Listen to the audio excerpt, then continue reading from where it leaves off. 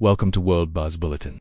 A young woman at the center of a case that has reignited a national conversation on safety in India has been discharged from the hospital and has returned home this morning.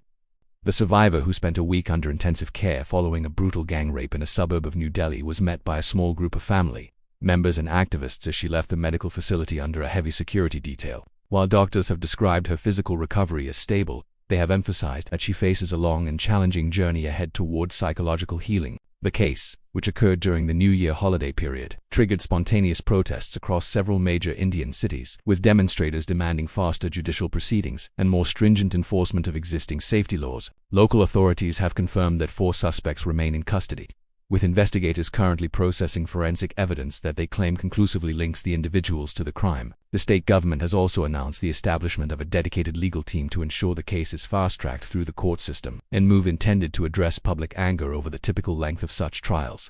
The incident has brought several critical issues back to the forefront of the public discourse. The fast-track promise. While the government has pledged a swift trial, legal experts remain skeptical, pointing to the massive backlog of cases in the Indian judicial system that often sees even high-profile trials drag on for years.